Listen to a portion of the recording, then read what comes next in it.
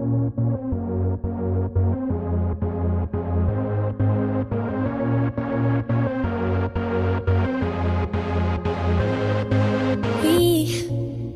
don't have to worry about nothing.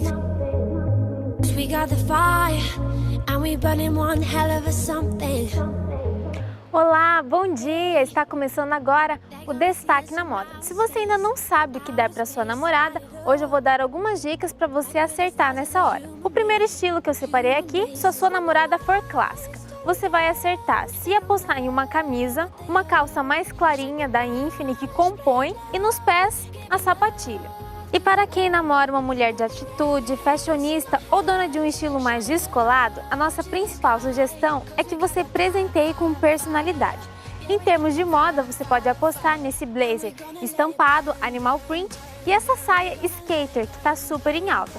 E se ela for aquela típica baladeira de plantão, um belo vestido com os ingredientes certos podem fazer um look poderoso. E as nossas sugestões para esse perfil é esse belo vestido que chega do modelo da Tropical Fashion. Curtinho, com transparências e bordados, podem fazer sucesso em qualquer balada por aí. E também, para complementar, aquele dia que está mais friozinho, um blazer com leve textura que complementa o look.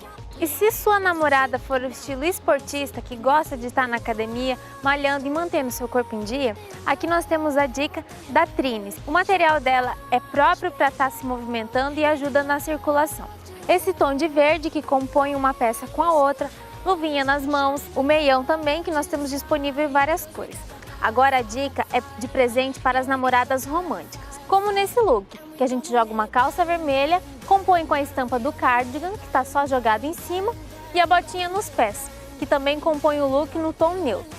E para quem namora uma mulher que é mais ousada em termos de moda, que gosta de experimentar e é fã de cores vibrantes, está aí uma ótima opção de blazer nesse tom azul petróleo e a calça montaria.